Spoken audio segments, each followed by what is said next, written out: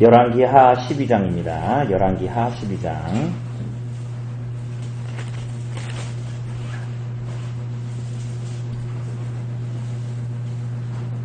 제가 가진 성경으로 582쪽, 구약성경 582쪽에 있는 열왕기하 12장입니다.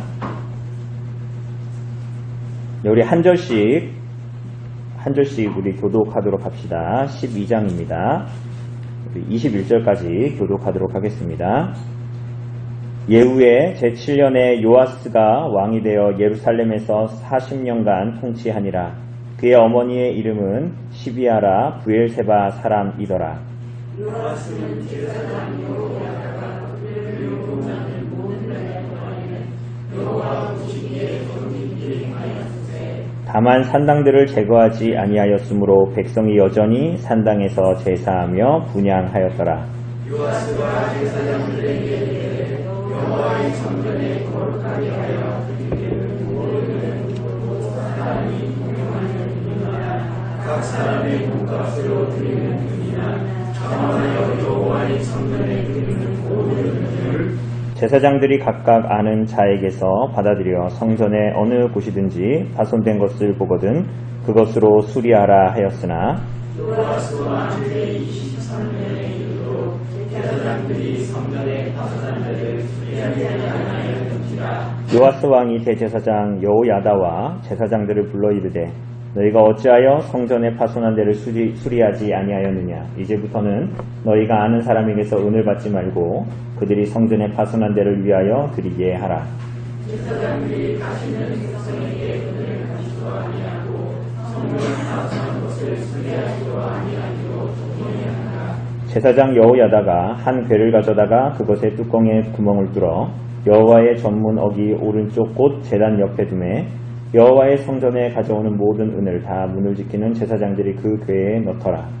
이에 그 궤에 은이 많아도 생명이 왕의 서기와 대제사장이 올라와서 여호와의 성전에 있는 대로 그 은을 계산하여 넣고 그 달아본 은을 일하는 자 곧 여호와의 성전을 맡은 자의 손에 넘기면 그들은 또 여호와의 성전을 수리하는 목수와 건축하는 자들에게 주고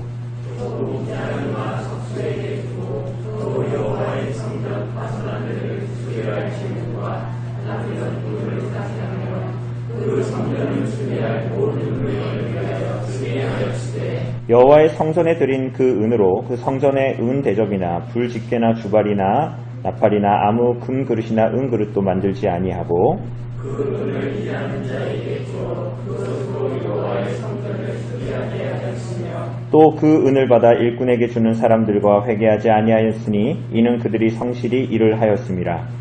번제의 은과 제사의 은은 여호와의 성전에 드리지 아니하고 제사장이 베풀려하라. 그때에 아라방 하사엘이 올라와서 가드를 쳐서 점령하고 예루살렘을 향하여 올라오고자 하므로 유다의 왕 요아스가 그의 조상들 유다 왕 여호사밧과 여호람과 아하시아가 구별하여 드린 모든 성물과 자기가 구별하여 드린 성물과 여호와의 성전 곳간과 왕궁에 있는 금을 다 가져다가 아람 왕 하사엘에게 보냈더니 하사엘이 예루살렘에서 요아스의 남은 사적과 그가 행한 모든 일은 유다왕 역대 지략에 기록되지 아니하였느냐. 요아스의 신복들이 일어나 반역하여 시라로 내려가는 길가에 인도에서 그를 죽였고 같이 읽겠습니다. 그를 쳐서 죽인 신복은 시므아의 아들 요사갈과 소멜의 아들 여호사바드였더라. 그는 다윗성에 그의 조상들과 함께 장사되고 그의 아들 아마샤가 그를 대신하여 왕이 되니라. 아멘. 네, 우리가 주중 모임을 정말 거의 100만 년 만에 그죠? 합니다. 하여튼 뭐 오늘 잘 오셨고 오늘 특별히 오신 분들에게 선물이 있습니다. 나가실 때 요즘에 만난 가지가 있습니다. 가지를 다 포장해 놨으니까 가정별로 하나씩 가져가시고 요리를 맛있게 해 드시고 그리고 전에 필사 시편 필사 시편인가요? 그렇죠. 요한복음 필사 그거 이제 다 하신 분들이 있을 것 같아서 부지런하게 벌써 하신 분들이 있을 것 같아서 마가복음을 비치해 놨습니다. 그러니까 오늘 가실 때 저기 앞에 혹시 보신 분 있는지 모르겠어요. 비닐팩에 하나씩 싸져 있습니다. 그러니까 하나를 딱 갖고 가셔서 필사를 하시고, 혹시 썼는데 마가복음을 썼는데 뭔 말인지 모르겠다 하시는 분들은 유튜브에 올라와 있는 저의 지난 설교를 마가복음을 다시 한번 찾아서 들으시면 이게 그 내용이구나 하면서 필사하실 수 있습니다. 그래서 제가 가끔 밤마다 보는 게 제 아내가 필사를 하고 제 설교를 듣는 거예요. 그렇게 하라는 게 아니지만 필사하면서 궁금하시면 또 그렇게 하시고, 그래서 이제 유익을 취하시면 될 것 같습니다. 예, 저만 마스크 안 써서 죄송합니다. 답답하실 것 같아서 에어컨 틀었으니까요. 혹시 추우시면 또 에어컨 끄시고 자유롭게 하시면 됩니다. 예, 우리가 열왕기를 너무 오랜만에 봤습니다. 그죠? 11기를 봤는데 기억이 안 나시죠?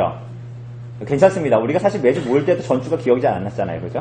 근데 이제 어느 날 나단이가 물었습니다. 성경을 읽다가 그 열왕기랑 역대기랑 읽으면 내용이 똑같은 것 같은데 왜 이렇게 두 번 반복해서 굳이 썼냐, 이런 질문을 해서 제가 어버버하고 말하는데 왜 똑같은 책인데 열왕기와 역대기, 오늘 우리가 열왕기를 보면서도 역대기를 또 같이 볼 거거든요. 그런데 우선은 열왕기는 우리가 뭐에 이어서 봤어요?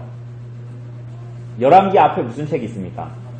사무엘서가 있습니다. 그러니까 하나님께서 다윗을 통해서 이스라엘 지파를 통일해서 이스라엘 나라를 세우시고, 그리고 그 다윗의 왕국과 후손을 통해서 메시아를 보내실 것이죠. 그죠? 그래서 하나님께서는 그 모든 통치가 메시아를 소망하는 것으로 나아가서 결국은 아브라함에게 약속하신 약속들이 성취되는 것들을 이루시는 하나님의 경륜 안에 그 이스라엘 왕국들이 있는 것입니다. 그죠? 그런 면으로 봤을 때 지금 다시 그 가나안, 시리아와 레바논이 있는 그 땅으로 막 가서 다시 막 그 팔레스타인 사람들을 쫓아내고 그렇게 해야 될까요? 말아야 될까요? 그렇게 하는 것이 맞을까요? 틀릴까요? 틀린 것입니다. 지금도 그런 걸 주장하는 사람들이 있죠. 그 땅을 다시 이스라엘 민족이 차지해야 된다. 뭐 이런 식으로 얘기를 하는 사람들도 있고. 하여튼 그렇습니다. 그래서 하나님의 경륜 안에서 하나님께서 아브라함의 언약을 성취하시기 위해서 이 일들을 하시는 경륜이 바로 이 열왕기에 나타나는 일들이죠. 그래서 열왕기에 보면 누가 나타납니까? 다. 열왕기는 지금까지 보니까 누가 나타났어요? 대부분. 왕들이 나타나요. 그래서 열왕기의 제목도 킹스잖아요. 킹스. 왕들이 이제 나타나는 거죠. 그런데 그 왕들은 지금까지 우리가 보니까 대부분 어땠습니까? 하나님 말씀대로 언약의 이때서 살지 못했죠. 그죠? 우리 예준이 예찬이도 잘 아는 이스라엘의 왕, 유명한 왕 누가 있습니까? 여러분들 이스라엘 왕 하면 가장 유명한 왕. 그렇죠. 다윗. 다윗도 온전하지 못했죠. 그죠? 다윗도 언약에 사실은 충실하지 못했습니다. 그죠? 그래서 그 이후의 왕들은 사실은 말할 것도 없고 점점점 하나님 앞에 불순종해서 이스라엘 나라는 파멸로 이제 들어가게 됩니다. 그래서 다윗의 아들 누구예요? 지혜의 왕 솔로몬. 그래서 솔로몬을 통해서 지어진 성전, 그리고 그 이후에 열왕기의 내용들이 왕국이 분열되죠? 그죠? 어떤 왕과 어떤 왕이에요? 북이스라엘의 여로보암과 남유다의 르호보암으로 분열되죠. 그 유다의 지파의 계통은 어디에 있습니까? 북이스라엘에 있습니까? 남유다에 있죠. 예루살렘은 어디에 있어요? 남유다에 속해 있죠. 그러니까 여로보암이 절기 때마다 이곳에 가서 마음이 뺏길 이스라엘 백성들, 그게 두려워서 여기다가 어디다가 세워요? 베델과 단, 북이스라엘의 맨 최남단과 최북단에 거기다 또 다른 단을 쌓고 금송아지를 만들고 하나님의 이름을 부르면서 절기를 지키게 하는, 하나님께서 이들의 끊임없는 언약에 대한 배반과 반역에 대해서 어떻게 반응하시죠? 여러분과 저 같으면 바로 잡아 죽일 텐데 하나님은 오래 참으심으로 누구를 보내십니까? 선지자들을 끊임없이 보내십니다. 그죠? 선지자 중에 유명한 사람 누가 있습니까? 그렇죠. 우리 능력 있는 사람 되게 좋아하잖아요. 엘리야, 그리고 엘리사. 그런 걸출한 선지자들, 그리고 이후에 많은 선지자들을 다 북이스라엘과 남유다에 계속적으로 보내시고, 특별히 그 죄악의 표상으로 계속적으로 나타나는 북이스라엘에 걸출한 선지자들을 더 많이 보내십니다. 그럼에도 불구하고 북이스라엘은 하나님 앞에 불순종했고, 그 북이스라엘이 아수르에 멸망하는 것을 본 남유다는 그것을 반면교사 삼아서 하나님께로 돌이키지 않았죠. 그죠? 그래서 막 선지서들에 보면 남유다가 더 악하다 이런 얘기를 하잖아요. 하나님께서 북이스라엘을 통해서 무엇을 말씀하셨는지 뻔히 본 너희가 여전히 하나님을 향해서 돌이키지 않는 그러한 모습들. 그래서 열왕기의 마지막은 무엇으로 끝납니까? 남유다 사람들이 어디로? 바벨론의 포로로 잡혀가는 것으로 마무리하는 그런 내용들이 열왕기입니다. 열왕기. 그죠? 그래서 열왕기는 어디에서 쓴 거예요? 우리의 성경 지식을 좀 끌어내 봅시다. 열왕기는 어디서 쓴 겁니까? 네? 바벨론 포로 잡혀가서 쓴 거예요. 그러니까 이 왕들에 대한 기록을 다 쓰면서 여기서 이제 나다니가 질문한 대목이 나오는 거예요. 이스라엘 백성들이 그 바벨론의 포로에 잡혀가면서 그 열왕기의 왕들이 무엇을 했는가, 우리 이스라엘 민족들이 무엇을 했는가를 계속적으로 기록하고 말씀하심으로 뭘 말하는 거예요? 우리는 왜 바벨론에 있는가? 이것을 말하는 거예요. 거기서 열왕기에서 보는 왕들은 다 어때요? 오늘 요아스도 보지만 괜찮은 왕이네? 싶었는데 다 어때요? 무언가 삐끗삐끗하죠? 그게 뭐예요? 끊임없는 하나님을 향한 불순종. 그래서 그 왕의 됨됨이 혹은 다윗 혹은 솔로몬에 대한 어떤 기대는 철저하게 무너지고 끊임없이 실망하고 좌절하게 됩니다.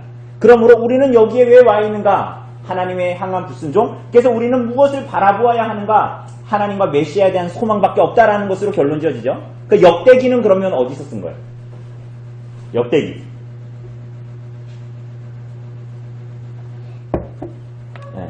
역대기는 바벨론 포로에서 돌아와서 성전을 짓고 난 이유입니다. 이 성전을 짓고 난 이유예요. 그러니까 이 이스라엘 백성들이 뭐 한 거예요? 우리가 어떻게 바벨론에서 돌아올 수 있었는가입니다. 그러면서 똑같은 역사를 기록하는 거예요. 그런데 거기에도 오늘도 볼 거지만 포함되어져 있는 내용들이 있어요.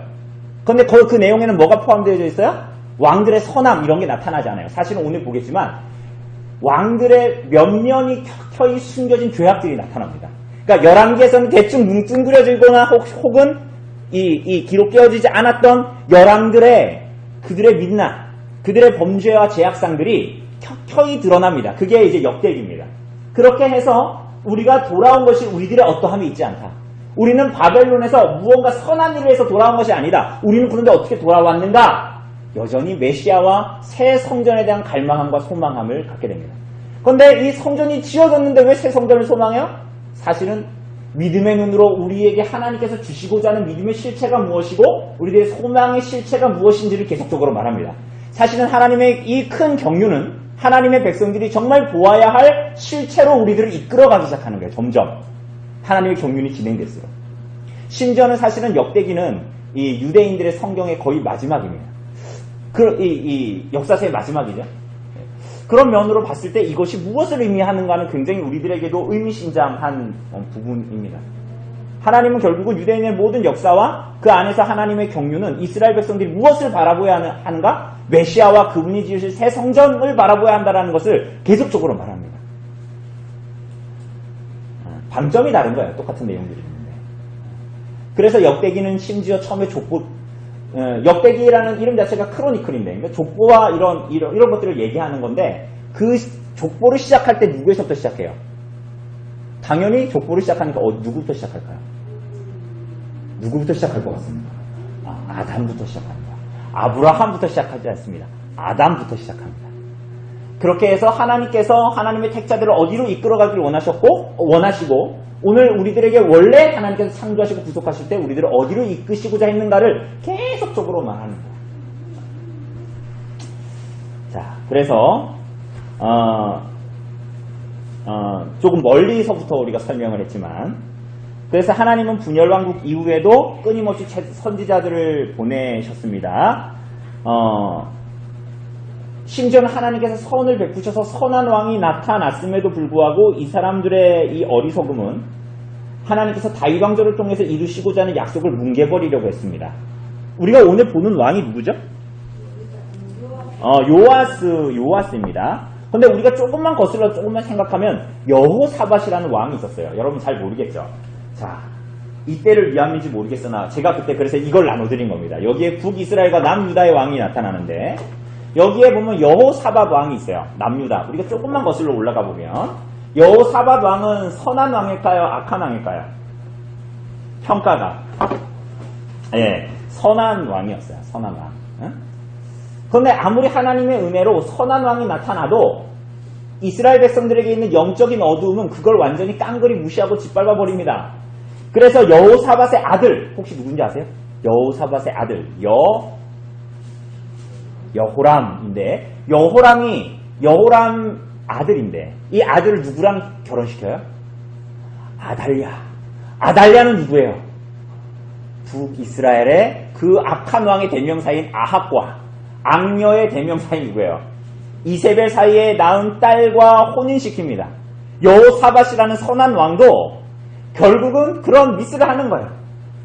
그들의 영적인 어두움은 아무리 하나님께서 좋은 것을 던져줘도 그것을 선으로 이루어내지를 못하는 거예요. 그래서 우리가 알다시피 이세벨의 딸 아달랴와 여호람이 결혼을 해서 아하시야를 낳았는데, 이 아하시야는 악한 왕입니다. 당연히 그 어머니가 악한 어머니였으니까 또 악한 왕이 나오죠. 그래서 이 아하시야는 엘리야와 엘리사에게 하나님께서 예언하신 대로 예후를 들어서 그를 피살시킵니다. 그죠? 그러자 무슨 일이 벌어져요? 아달랴가 어떻게 합니까? 가만히 있지 않고 어떻게 해요? 자기 손주들을 싹 다 죽여버립니다. 왜? 뭐 하려고? 자기가 왕 되려고. 근데 미스를 하죠? 무슨 미스예요? 죽이지를 못한 거예요. 한 녀석을. 그게 누굽니까? 그게 요압입니다. 근데 누가 살렸어요? 여호세바. 성경에 딱 한 번 나오는 여호세바. 오늘 나오는, 그리고 지난번에 봤던 대제사장 여호야다의 누이죠. 이 여호세바, 한 번 나오는 이 여인이 요아스를 살립니다. 요아스를 길렀겠죠. 여성분들이 대단하십니다. 이 여호세바를 하나님께서 여호세바를 통해서 이 요아스, 이 악한 시대에 하나님께서 다윗에게 하신 약속, 아브라함에게 하신 약속, 메시아에 대한 약속을 끊이지 않고, 인간이 봤을 땐 도저히 불가능한 일이죠. 그런데 하나님께서 이 일들을 행하십니다. 그래서 다윗의 혈통을 유지시키는데 그가 바로 요아스입니다. 하나님께서 아무리 선한 것을 주셔도 깡그리 무너뜨리고 짓밟아서, 심지어는 여호사밧이라는 선한 왕도 결국은 그가 이 아달랴와 그의 아들을 혼인시킨 이 일은 다윗을 통해서 하나님께서 일하시고자 하는 메시아에 대한 소망을 완전히 사라져버리게 대가 끊어버리게 만드는 그런 위기를 초래했잖아요. 근데 하나님께서 여호야다라는 사람을 통해서 요아스를 살리시고, 그래서 이 요아스 왕이 이제 자라서 왕이 되는 내용들이 오늘 나타납니다. 그것을 보면 제가 문제를 이제부터 안 드릴 거예요. 별로 의미가 없는 것 같아서 본문을 보면서 찬찬히 따라오시면 될 것 같아요. 여기 보면 1절을 보면 예후의 7년입니다. 이거 외우기도 쉬워요. 예후의 7년에 요아스가 왕이 됩니다. 그 바로 윗절에 보니까 11장 21절에 보니까 뭐라 그래요? 요아스가 왕이 될 때의 나이가 7세야. 우리 이엘이가 7세. 외우기 쉽죠? 요아스 왕이 7세에 왕이 됐는데 북이스라엘의 왕인 예후가 왕이 된 지 7년이에요. 그런데 이 사람이 몇 년을 다스려요? 예루살렘에서 40년을 다스립니다. 이 사람은 어떻게 왕이 됐죠? 17절에 보면 여호야다가 큰 역할을 하죠.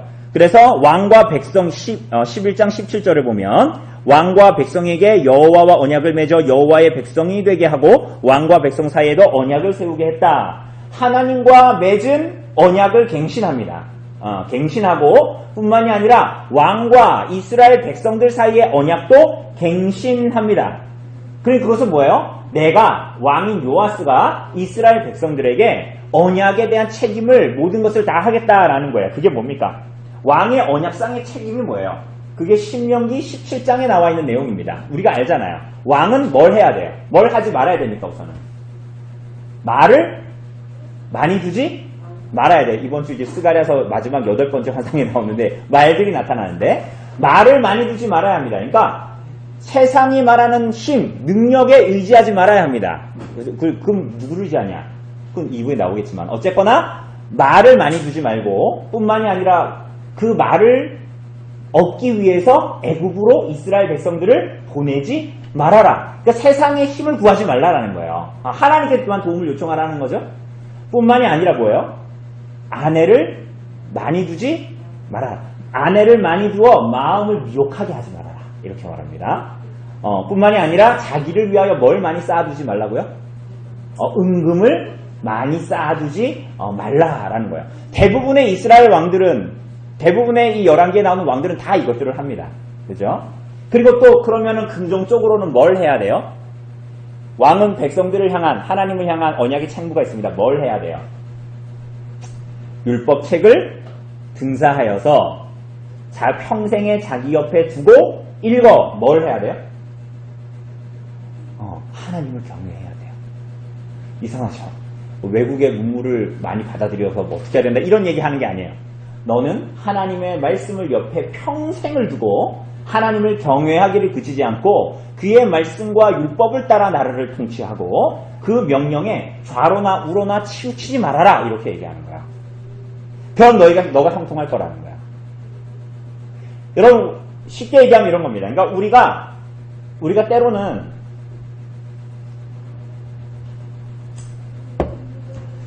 제가 가구를 살려다가 배송비가 3만 원이라고 해서 샀는데 배송비가 7만 원이래요. 그래 그것 때문에 제가 오늘 약 1시간 정도의 많은 에너지를 소모했는데 제가 봤을 때는 그것은 분명히 3만 원이었는데 그 중간에 한 2주간의 시간이 흐르면서 이분들이 그것을 다시 리뉴얼하면서 배송비를 바꾸면서 7만 원으로 만들었는데 끝까지 아니라는 거야. 그래서 어떻게 할게요? 제가 오늘 저녁 성경 공부를 해야 되기 때문에 깔끔하게 포기했습니다. 그렇지만 나는 사실을 얘기한 것이다 라고 마지막 통보를 하고 끝냈는데 우린 자꾸 그러고 싶죠. 때로는 우리들의 3만원, 4만원이 걸려있는 문제에도 자꾸만 내 양심을 팔고 싶죠. 여러분 우리 여기 쑥 전에도 얘기했잖아요. 우리 할머니가 쑥을 막 뜯어가지고 그거 팔아봤자 얼마 하겠습니까? 나가지고 중원시장 가서 팔면 그거 한 바구니 얼마 하겠어요. 근데 그 할머니가 우리 와이프가 가서 할머니 그 쑥 그거 먹을만해요. 맛있어요. 그러니까 할머니가 뭐라 그러셨다 그랬어요. 이거 못 먹는 거야. 근데 이거 파는 거야. 나가서 몇천 원인데. 그러니까 사람들은 나에게 아주 작은 게 걸려 있어도 그걸로 하나님의 말씀과 명령에 어긋맞추기 시작하는 거야. 그게 대단히 1000만원, 500만원이 걸려 있으면 내가 그래도 하나님 말씀대로 지켜야지. 혹시 이럴지 모르지만 사람들은 사실은 일상을 살아가면서 아주 작은 것에 자신의 탐욕과 욕심을 위해서 1000원, 2000원을 더 붙이기 위해서 하나님의 말씀과 명령을 어긋맞추죠. 때로는 좌로, 때로는 우로 가는 걸 서슴지 않고 거짓말하는 것을 서슴없이 하죠. 눈동자 흔들림 없이. 타짜에서는 그 노름할 때 상대방의 눈을 보지 말라고 그러는데 술을 쓸 때는 우리는 눈을 보면서도 거짓말을 하잖아요. 그런데 하나님의 백성들을 다스려야 하는 왕이 하나님 앞에 해야 될 것은 이거밖에 없었어요. 사실 하나님의 말씀 모든 정사에서 하나님의 말씀을 의존하여 가타 여부를 판단하고 그것이 아니다 그러면 아니다로 가는 거야. 먹고 마시는 것이 달려있다 해도 하나님의 나라와 의를 구하는 자에게 모든 것을 더하시겠다는 하나님의 말씀, 힘과 능에 달려있지 않고 하나님의 영에 달려있는 줄을 알고 내 일생을 거기에 투신하는 삶, 그게 사실은 왕의 삶이었어요. 그리고 그 길로 이스라엘 백성들이 따라오게 하는 거죠. 그게 메시아잖아요. 메시아. 물론 이 사람들은 메시아 역할을 다 못했지만 근데 요아스는 어떻게 할게요? 그렇게 했어요. 2절에 보면 뭐라 그래요? 2절에 보면 요아스는 제사장 여호야다가 그를 교훈하는 모든 날 동안 어떻게 행했다고요? 정직하게 행했대요. 이게 정직하게 행했다는 건 뭐냐면요. 솔직했다라는 게 아니라 옳은 것을 행했다라는 거야. 여기서 옳은 것은 뭡니까? 하나님의 말씀과 율법에 순종하여 왕의 책임을 다했다라는 거예요. 그런데 뭔가 복선이 있습니다. 그러니까 열왕기는 이래서 우리를 힘들게 해요. 중간중간에 뭔가 우리를 되게 불편하게 하는 무언가가 있어요. 그러니까 여기에 무슨 복선이 있습니까? 그런데 언제 옳은 것을 행했대요? 언제 여호와 보시기에 정직한 일을 행했대요? 제사장 여호야다가 그를 교훈하는 모든 날 동안에. 그게 무슨 말입니까? 여러분, 요아스가 뭔가 미련하고 어리석어서 여호야다가 뭔가를 가르쳐줘야만 할 수 있다라는 말입니까? 여러분, 물론 이 요아스가 왕이 됐을 때는 어렸기 때문에, 그리고 그의 이 왕좌를 보필할 사람이 없었기 때문에 아마도 대제사장 여호수아가 여호야다가 그 정치에 많이 관여를 했을 겁니다. 그죠? 근데 요아스는 장성했고 똑똑했습니다. 심지어 무엇을 해야 되는지 알았습니다. 그래서 4절을 보면 무엇을 명령해요? 요아스가 제사장에게 이르되 뭐라 그래요? 여호와의 성전에 거룩하게 하여 드리는 모든 은을 5절에 보면 제사장들이 각각 아는 자에게서 받아들여 성전의 어느 곳이든지 파손된 것을 보거든 뭐 해라? 수리해라 라고 했어요. 수리하라. 왜 이거 수리해야 됐을까요? 성전 왜 수리해야 됐을까요? 예, 안 나오죠? 안 나옵니다. 왜냐하면 역대하에 나오기 때문에요. 역대하 24장 7절에 보면 뭐라고 나와 있냐면, 나중에 찾아보세요. 아달랴의 아들들이, 그러니까 아달랴의 아들들이 하나님의 전을 파괴하고 여호와의 전의 모든 성전들을 바알을 위해서 사용했기 때문에, 그러니까 바알을 섬기기 위해서 그 안에 있는 금그릇이든 은그릇이든 다 약탈해가지고 그렇게 바알을 섬기는 게 썼던 겁니다. 역대하 24장에 나오는데, 그래서 어떻게 하라는 거야? 제사장과 레위인들에게 성전에 드리는 돈이라고 나오죠?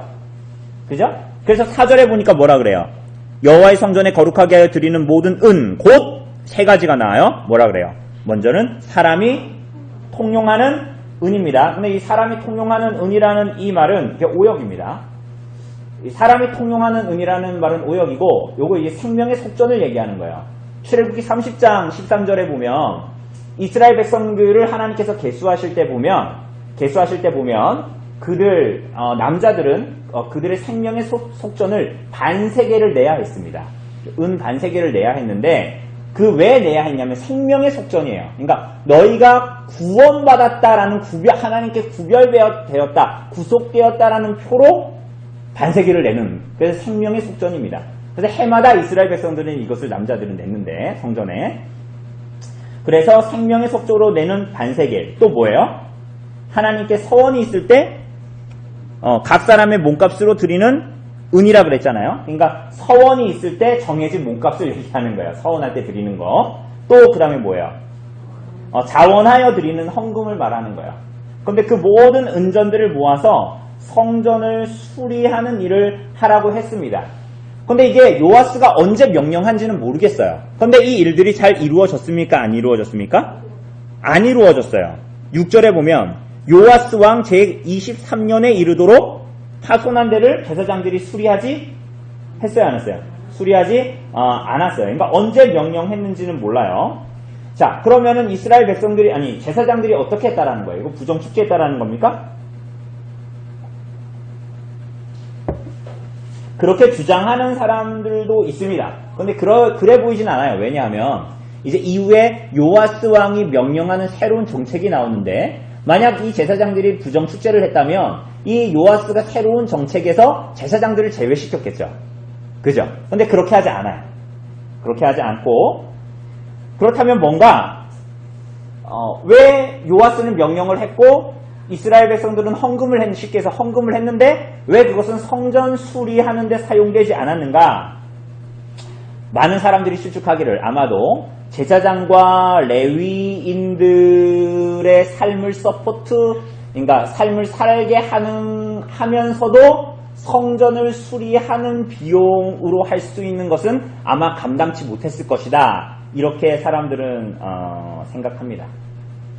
그러면은 제사장들은 이 헌금을 가지고 다 자기 배만 불렸다는 말인가? 성전 수리 안 하고? 그거는 아닌 것 같아요. 왜냐하면 요아스가 성전을 재건할 때 그 기록들을 보면, 오늘 읽은 13절을 보면 여호와의 성전에 드린 그 은으로 그 성전의 은대접이나 불집게나 주발이나 나팔이나 아무 금그릇 은그릇 만들지 마라. 그거는 성전 수리하는 데만 써라 이러잖아요. 그러니까 아마도 이제 이 제사장들은 아마도 그 하나님께 드리는 이 집기들은 다 하나님께 제사를 하는 데 사용하는 거거든요. 하나님께 제사를 드릴 때. 그래서 이 집기들로 하나님께 제사를 하는 데에 필요한 물품들을 계속적으로 이제 만들었을 것입니다. 그렇지만 그 재정들이 어디까지? 성전을 수리하는 데까지 미치지는 못했던 것으로 보이는 거예요.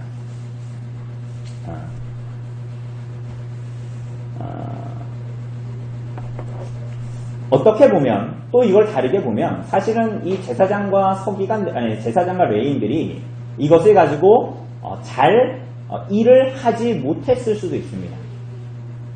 이런 거죠. 교회에서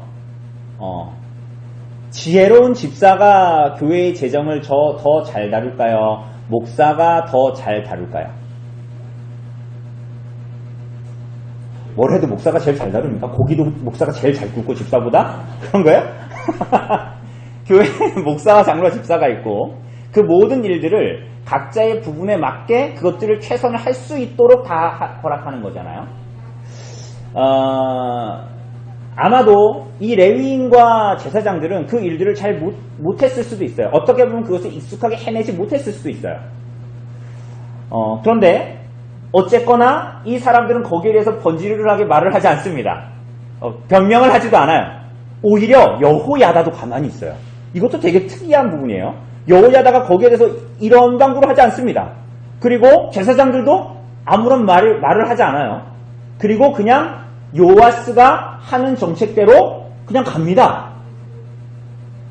오히려 이 일들을 통해서 우리가 나중에 결론 부분에서 더 보겠지만 제사장들이 뭔가 이 하나님의 나라의 일들 그리고 조금은 이상스러울 정도로 어려운 이 하나님을 섬기는 나라의 어떤 이런 나라를 이루는 경륜에서 제사장들을 요아스가 배제시키는 모습으로 나타납니다. 조금 더 봐야 돼요. 조금 더 보면 어쨌거나 요아스가 여기에 대해서 새로운 정책을 내놓습니다. 새로운 정책을. 그게 뭡니까? 7절부터 나타나는데요. 이제부터는 너희가 아는 사람에게서 은을 받지 말고 이렇게 말하죠. 그죠? 나옵니까? 이제부터는 너희가 아는 사람에게서 은을 받지 말고 이렇게 나오죠. 여기서 아는 사람 뭐야? 친인척이에요? 뭐 친인척한테 뭐 돈을 받았다는 겁니까? 그게 아니죠. 아마도 제사장이 성전에 바치는 것에 대한 징수 그리고 헌금에 대한 출납을 다 겸하고 있었던 것 같아요. 그런데 특별히 요아스는 그러니까 이 일도 결국은 제사장이 했던 거예요. 제사장 중에 어떤 사람들이 했던 거예요. 그런데 이 요아스가 헌금을 개수하는 담당 회계로부터 돈을 타다가 수리한 일을 하지 말라는 거예요. 더 이상. 그러니까 예를 들면 이런 겁니다. 그러니까 헌금을 징수했어요. 그리고 이거 출납을 해야 되잖아요. 그렇죠? 뭐 부짓게 뭐 은그릇 금그릇을 만들어야 될 거 아닙니까? 성전을 섬기고 제사를 드리는데 어떻게 했냐면 그것을 다 수납하는 어떤 제사장 임무를 맡고 있는 헌금을 수납하는 사람이 있었던 거예요. 재무관 같은 사람이 있었던 거죠. 그래서 이 제사장들은 가서 그 사람에게서 돈을 타서 무언가 성전에 필요한 직기들을 이렇게 했던 거예요. 그런데 요아스가 어떻게 하는 거예요? 새로운 정책을 내는데 그렇게 하지 말아라는 거예요. 말아라. 그렇게 하지 말아라. 그리고 어떻게 하라는 거예요? 요아스의 계획은 9절부터 보면 특이한 계획이죠. 모금함을 만듭니다. 괴를 갖고 와서 괴를 만들어서 모든 예물을 다 거기 넣으래요. 그게 무슨 예물이든 다 거기에 넣는 겁니다. 그래서 그게 가득 차게 되면 누가 비워요? 10절에 보면 은이 많은 것을 보면 왕의 서기와 대제사장이 둘이 와서 그 통을 비우고 마련된 기금으로 어떻게 하라는 거예요? 수리할 사람을 고용해서 중간에 레위인이나 제사장을 거치지 않고 바로바로 해라. 그래서 목수를 데리고 왔든 뭐 석공을 데리고 위장을 데리고 왔던 그 일을 하게. 그러니까 다른 일 하지 말고 성전을 수리하는 일만 무조건 하라는 거예요. 그리고 무조건 그 돈으로만 계속 나가라는 거야. 이해되시죠? 그죠? 그래서 이제 새로운 정책입니다. 그리고 제사장들은 그럼 어떻게 하라는 거야? 제사장은 굶겨 죽였냐? 그게 아닙니다. 16절에 보면 뭐라 그래요? 속건제의 은과 속죄제의 은은 제사장에게 줘라. 속건제가 뭡니까? 하나님께 속한 거룩한 물건을 범했을 때 드리는 제사죠. 속죄제는 뭡니까? 하나님께 죄를 범했을 때 드리는 제사입니다. 그리고 그것들은 다 제사장들에게 돌려라. 이렇게 얘기했습니다. 그리고 15절을 보면 무슨 내용이 나타나요? 그 은을 받아 일꾼에게 주는 사람들과 회개하지 아니하였으니 이는 그들이 성실히 일을 했다. 그러니까 위장을 하거나 목수를 하거나 그런 사람들 바로 돈을 줬다 그랬잖아요. 그런데 이 맡은 제사장이 성실하게 하나님 앞에 정직하게 신실하게 일을 해서 한마디로 다시 회개하거나 감수하지 않아도 되게 정직하게 했다라는 거예요. 정직하게 했다. 그러면 요아스가 새로운 정책으로 새로운 일을 잘한 겁니까? 어때요? 잘한 것 같아요? 못한 것 같아요? 아니, 잘했어요? 못했어요? 잘했잖아요. 잘한 거예요. 그런데 여기에 대한 판단을 유보합니다. 이상하죠. 11개는 뭔가 잘하면 되게 잘했다 이렇게 얘기를 계속해요. 근데 거기에 대한 판단을 하지 않아요. 자, 그러면 여호야다를 비롯한 제사장들은 이전의 일들을 못한 겁니까? 못한 겁니까? 사실은 그런 말도 하지 않아요. 그러니까 이 사람들은 오히려 이 제사장이나 이런 사람들은 그 일들을 맡겨진 일들을 능숙하게 하지 못했을 수는 있죠. 그러니까 재정을 분배하고 사용하는데 능숙하게 하지 못했을 수는 있고 때로는 이들이 보기에는 성전을 재건하는 거고 시멘트 바르고 이러는 것보다 이스라엘 백성들이 하나님께 제사를 드리게 하는 것이 오히려 우선순위에 더 있다라고 생각을 했을지도 모르겠어요. 왜냐하면 성전이 무너지기 아니니까. 그리고 아까도 얘기한 대로 성전을 수리하기에는 그들이 가진 예물이 재정이 부족했다고 여겼을 수도 있습니다. 이런 겁니다. 자, 우리 가정이 5인 가정이잖아요. 그죠? 근데 우리 가정에, 우리 교회에서, 우리 집의 생활비를 100만 원을 준다고 합시다. 100만 원으로 책정됐어요. 그러니까 5인이 100만 원 못 살겠지만, 얘니까 100만 원을 줬다고 합시다. 그런데 우리 교회가 어떤 분이 이러는 거야. 그래도 우리가 교회인데 선교 후원을 해야 되지 않겠습니까? 선교지에 나가 있는 사람도 있고 후원을 해야 되는 사람도 있고 그럼 해야 되지 않겠습니까? 그래서 책정을 했는데 한 달에 최소한 우리가 헌금해서 400만 원 정도는 선교 후원을 합시다. 이게 맞아요, 틀려요? 안 맞는 얘기잖아요. 그러니까 이 사람들이 봤을 때는 그런 우선순위에서 밀려났을 수 있다는 거야. 하나님을 향한 예배와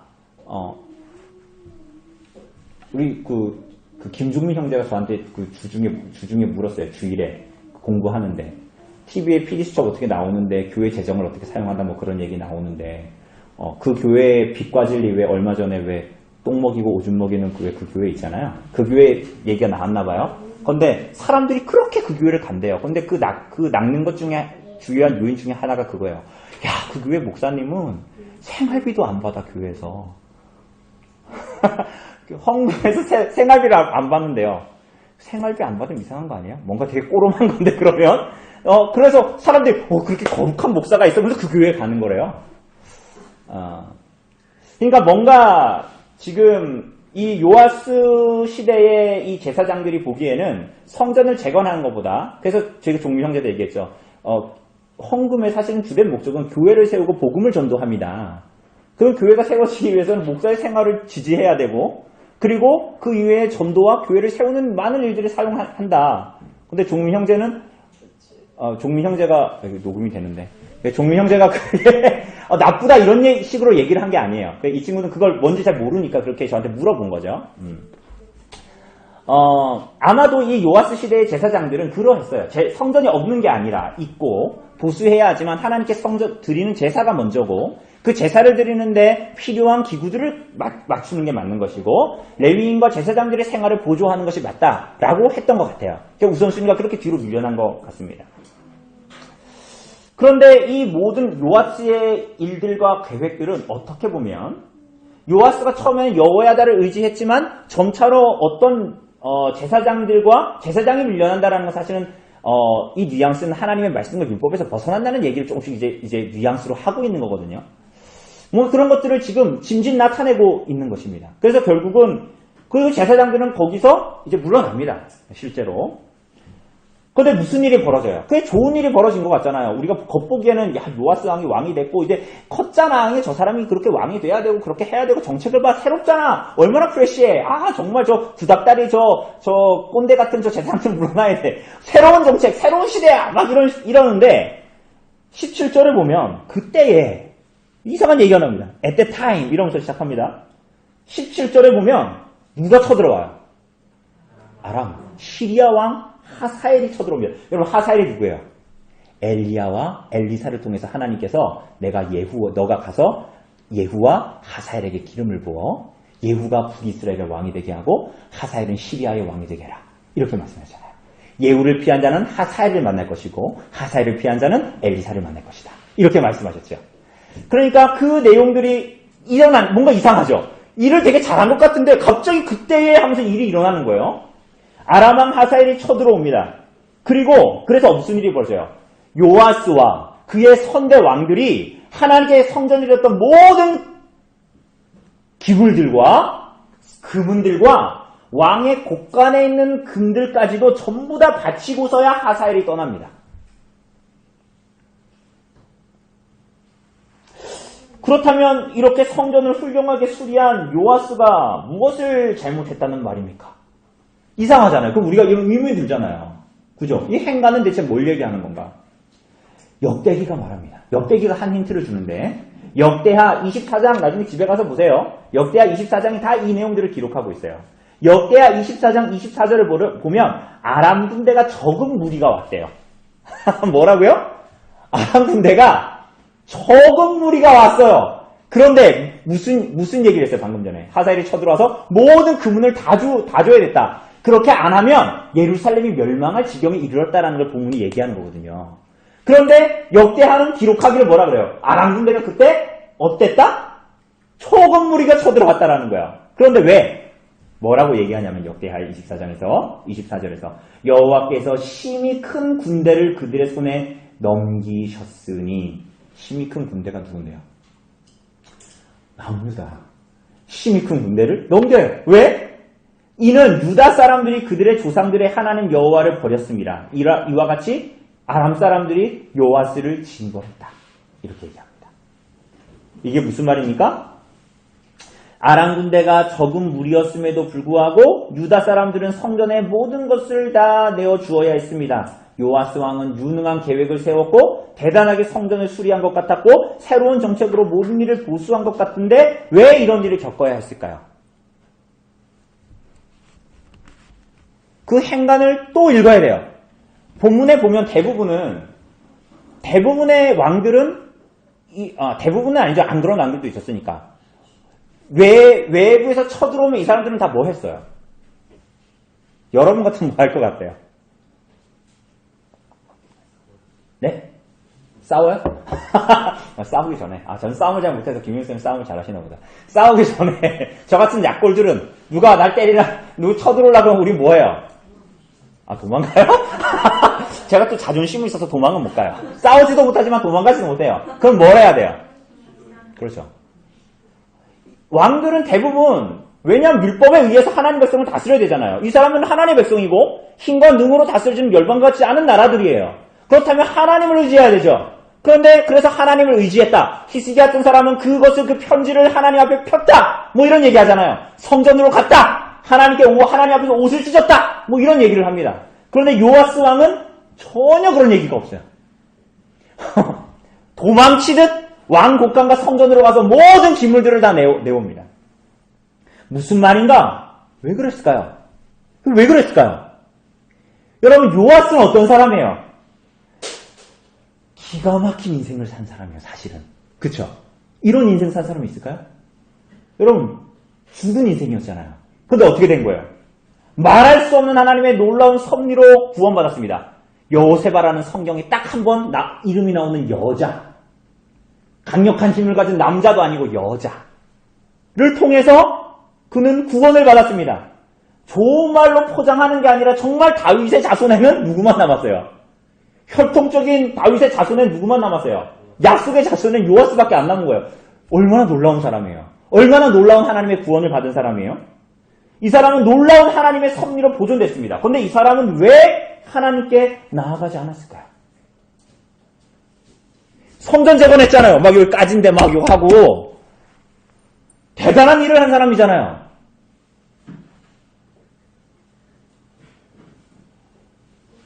여러분 대단한 예배에 참석하고 있잖아요. 여러분들이 막 주일마다 개혁교회 예배 순서에 따라서 막 사제 선언 막 시편 찬송하고 이런 교회가 어디 있습니까? 막 우리는 개혁교회의 전통을 따르는 훌륭한 저 순복음 저런 데 다니는 사람들하고는 질이 다른 엄청난 기준을 가진 우리는 막 영어 성경도 보고 원어도 얘기하고 우린 대단한 교회에 다녀. 요하스가 그랬단 말이에요. 그런데 실체가 없었어요. 여호야다가 보여주는 모든 기준을 따라 왕의 일을 했는데 훌륭하게 했어요. 심지어는 예배도 참석했고요. 제사도 잘 드렸고요. 새로운 정책으로 하나님 나라 백성들을 구하게 하려고 했어요. 예배도 드렸어요. 봉사도 했어요. 뭐든 했어요. 하나님께 곳간에 예물도 드렸어요. 실체가 없었어요. 그의 신앙의 실체가 없는 거예요. 역대하의 기록을 보면 역대하 24장 17절 이하를 보면 여호야다가 죽고 나서 유다 방백들, 그러니까 지도자들이에요. 지도자들이 와서 왕에게 절함에 왕이 그들의 말을 들었다. 제가 시간이 없어서 그냥 제가 읽는 거예요. 왕에게 절함에 왕이 그들의 말을 들었대요. 근데 왕에게 절했다 그랬잖아요. 유다 방백들이. 근데 이 절함에라는 단어가 다른 말로 하면 청언하다라는 단어예요. 방백들이 여호야다가 죽었어요. 방백들이 요아스에게 와서 청언했어요. 왕이 그들의 말을 들었대요. 그럼 무슨 말을 들었어요? 이어지는 17절에 이어지는 18절을 보면 이렇게 기록돼요. 그들의 말을 듣고 요아스가 어떻게 하냐면 그의 조상들의 하나님 여호와의 전을 버리고 그렇게 열심히 수리했던 전을 버리고 아세라 목상과 우상을 섬겼으므로 그 죄로 말미암아 진노가 유다와 예루살렘에 임했다라고 기록합니다. 여러분 그의 구원과 동일하게 놀랍게도 그 자리에서 돌아섭니다. 놀라운 변심이죠. 놀라운 구원에 이은 놀라운 변심입니다. 그래서 이 사람은 성전을 열과 성을 다해서 수리해놓고 이방신을 섬깁니다. 열과 성을 다해서 성전을 지었는데 열과 성을 다해서 교회의 하나됨을 힘썼는데 이 사람에게 실체가 없으니까 그 자리에서 돌아서는 거예요. 마지막에는. 더 재밌는 건 뭐냐면 하나님이 이런 사람 버리실까요? 안 버리실까요? 여러분과 저는 버리죠. 그런 자식이 있으면. 그런데 하나님이 사냥개처럼 쫓아가는데 끊임없이 나중에 역대하를 보세요. 끊임없이 선지자들을 보내요. 그런데 선지자 말 들을까요? 안 들을까요? 안 들어요. 심지어 하나님께서 최후의 방법을 쓰십니다. 요아스를 살렸던 누구예요? 여호야다의 아들 스가랴. 이 스가랴는 우리가 보는 스가랴가 아닙니다. 스가랴 선지자가 아니에요. 동일 인물이에요. 동일한 이름을 쓰는 스가랴를 하나님께서 하나님의 영이 임해서 여호야다의 아들 스가랴를 보냅니다. 그래서 뭐라고 하냐면 너가 하나님의 이 큰 구원을 받고 너가 어찌하여 그 자리에서 도와서서 스스로 형통하지 못한 길로 들어서려고 하는가? 라고 합니다. 이스라엘 백성들이 하나같이 하나님을 향해서 반역할 때 했던 일들은 뭐예요? 그 선지자들을 죽이려고 했던 거죠. 어느 시대나 언제나 예수님의 시대도 그랬죠. 그래서 어떻게 해요? 백성들이 죽이려고 왕의 명을 구하고 그 왕이 누구예요? 요아스. 어쩌면 자기와 함께 뛰어놀았을 여호야다의 아들 스가랴를 그가 수리한 여호와의 전뜰에서 죽여버립니다. 굉장히 씁쓸한 얘기죠.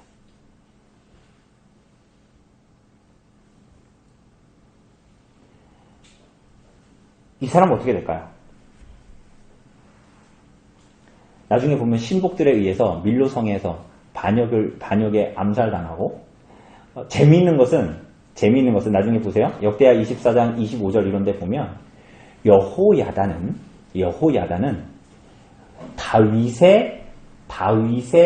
다윗성의 열왕의 묘시에 들어갑니다. 제사장인데 다윗 왕가가 아니잖아요. 그런데 이 신앙의 실체가 있었던 사람은 잘 들으셔야 돼요. 신앙의 실체가 있었던 사람은 유대인의 혈통이라고 해서 하나님 나라에 들어가는 게 아니죠. 다윗 신앙의 실체가 있었던 이 사람은 다윗성의 열왕의 묘실에 들어갑니다. 그런데 요아스 성전을 재건하고 교회를 다니고 성전을 수리하고 예배를 잘 드리고 개혁주의적인 전통의 개혁신앙을 가지고 비유하자면 그렇게 살았던 요아스는 다윗성의 열왕의 묘실에 들어가지 못한 왜요? 그가 하나님을 배반하였기 때문에 라고 열왕기는 얘기합니다.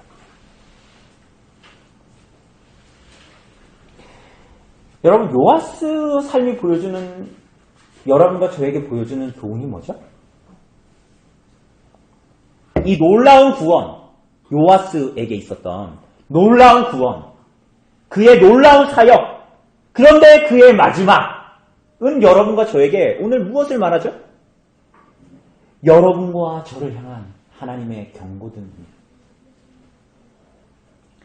여러분, 우리는 요아스에 못지않은 놀라운 하나님의 구원을 받았습니다. 그죠? 이 이방에 속한 이 작은 한국 땅에 이 땅에 복음이 들어올 줄 누가 알았습니까? 그리고 오늘 언별리에 있는 여러분과 제가 이렇게 만나 교회를 이룰 줄 누가 알았어요?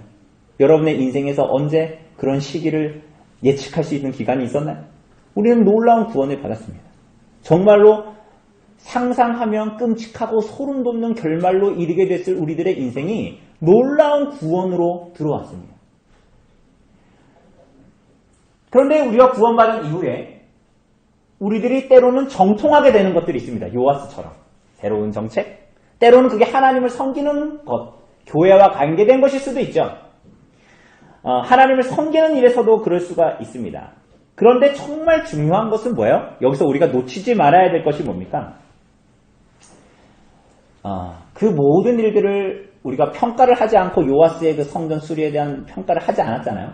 그런 정책을 사용하고 성전을 수리하고 그랬는데 그런 대단한 일들을 하면서도 하나님과 전혀 상관없이 하나님과 전혀 실체 없이 할 수 있다라는 거예요.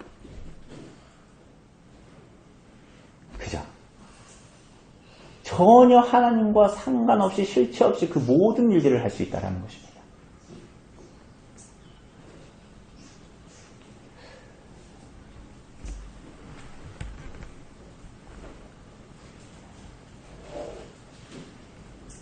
우린 때로는 이럴 때가 있어요.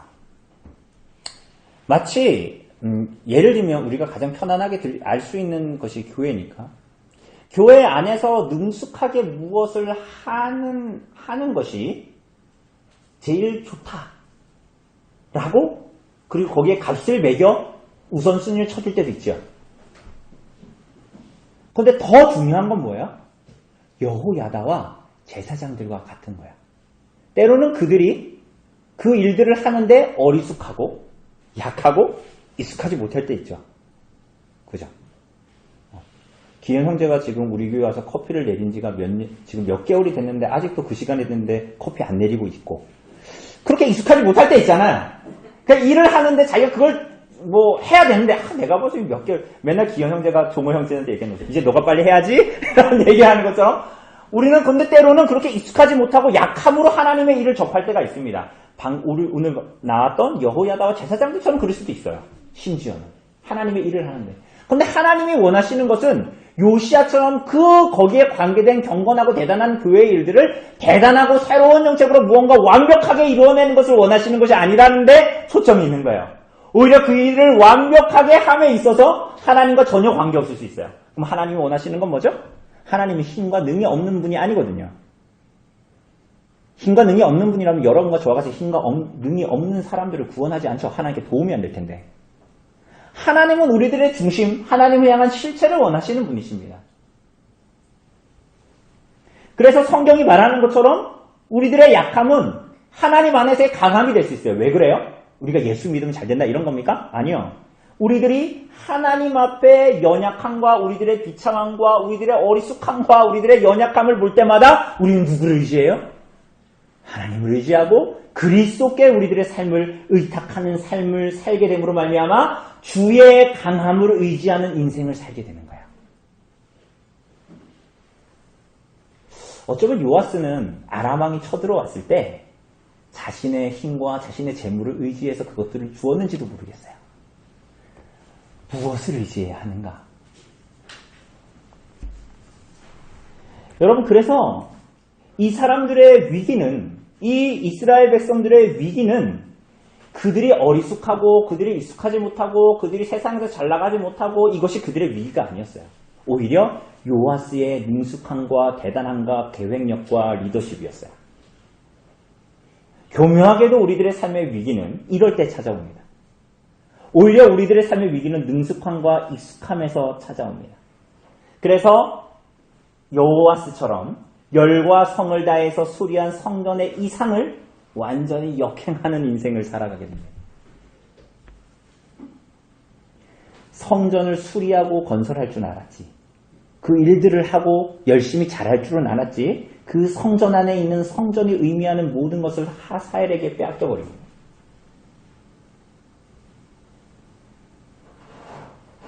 교회의 하나됨이 무엇인가를 알고 그 일에 집중할 줄은 알았지만 그것이 의미하고 있는, 내재하고 있는 그 의미, 하나님을 섬기고 하나님을 사랑하고 그 실체가 없는 헌신과 순종.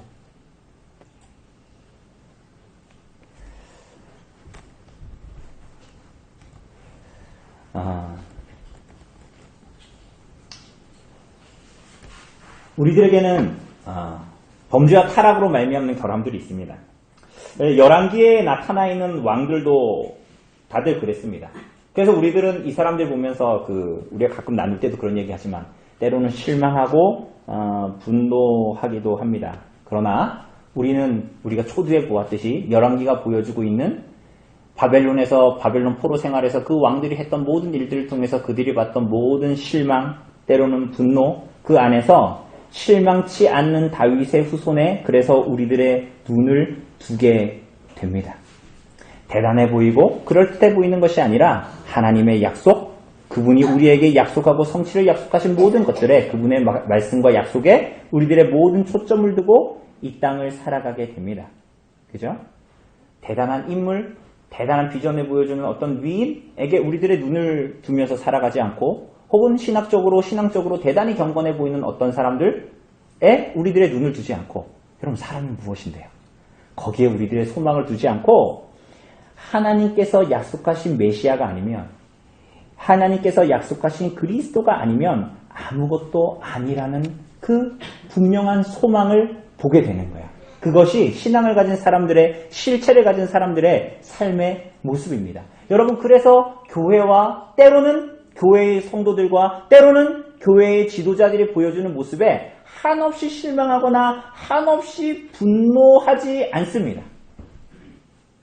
혹은 그것을 보면서 아니다라고 하는 교만과 오만과 착각에서 우리들을 구원해 줍니다.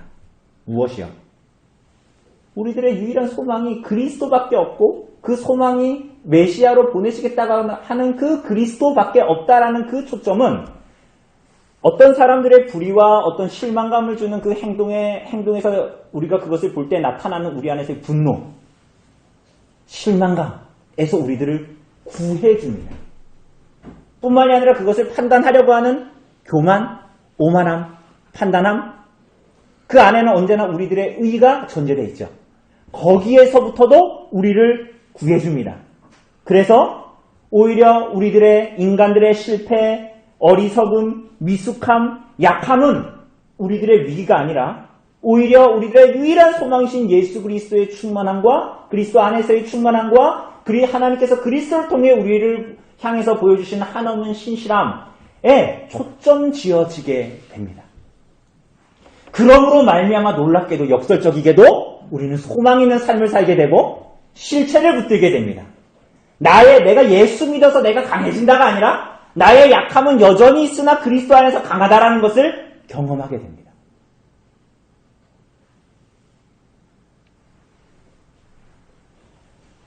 하나님은 요아스를 통해서 놀라운 구원을 받은 우리들에게 그래서 물으십니다. 열과 성을 다해서 성전을 지었으나 그 안에 모든 것을 다 잃어버린 자들은 너희가 아닌가? 그것은 누구를 위한 성전인가? 라고 물으십니다. 요아스의 일생과 죽음은 그래서 하나님이 여러분과 저에게 언약 백성에게 보내시는 경고등입니다. 여러분 그 경고등을 가장 먼저 본 사람이 누구일까요? 그의 아들 다음 주에 볼 아마샤입니다. 아마샤는 선한 왕이에요. 잘해서 선한 왕이 아닙니다. 그도 다음 주에 보겠지만 미스하는데 그 자리에서 돌이킵니다. 누구에게로? 하나님께로. 그의 아버지 요아스를 통해서 본 경고를 확실히 받아들입니다. 그래서 하나님은 그러니까 하나님께서 요아스 같은 사람에게도 소망을 주신 거예요. 그에게 소망을 준 게 아니라 이스라엘 나라에 여전히 소망을 주십니다. 다윗의 후손인 아마샤를 두시는 거야. 그리고 그를 통해 메시아 안에서의 소망의 빛을 그들 안에 남겨두시기를 원하시는 것입니다. 여러분 기억해야 합니다. 우리들의 위기는 여러분의 잘남에 있습니다. 우리들의 위기는 우리들이 못나서 우리들의 위기가 아니에요. 이제 내가 예수님 안에 있으니 무엇을 하자가 바로 여러분들의 그 경고등 앞에 서 있는 위치라는 것을 기억해야 돼요. 반대로 우리가 뭘 다 못해야 된다고 노력을 안 해야 된다 그런 말이 아니라 우리들의 하나님 앞에서의 미숙함과 연약함은 오히려 하나님께 구해야 할 제목이요. 그렇게 하나님을 의지함으로 말미암아 우리는 그리스도 안에 있는 유일한 실체를 붙들고 있는 것입니다. 오늘 놀라운 구원과 놀라운 절망 가운데서 정말 그리스도 안에 있는 이 소망을 여러분들이 붙드시기를 바랍니다. 그냥 좋은 껍데기를 갖고 있는 게 우리들의 신앙이 아닙니다. 그냥 그럭저럭 따라가고 껍데기를 입고 교회에 모이는 것은 있는데 정말 여러분 안에 하나님을 사랑하고 주님을 따르고 주님께 순복하고자 하는 주를 따르는 심령, 인생이 있는가를 살펴야 합니다. 이게 좋은 거고 이게 바른 신앙이야 라는 것이 명제가 되어서 여러분들의 실체를 만들어주는 것이 아닙니다.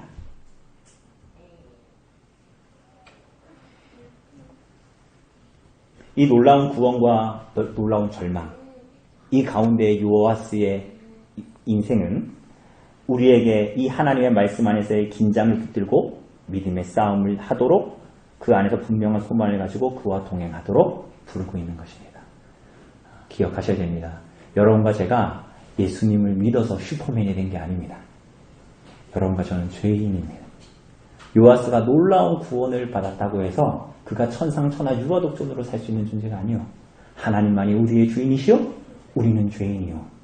왕이 되어서 이스라엘 백성들에게 군림하는 자가 아니요 율법서를 옆에 두고 평생을 하나님을 경외함으로 살아가고 그렇게 인생을 마치도록 부름을 받은 게 여러분과 저의 100년도 안 되는 인생입니다.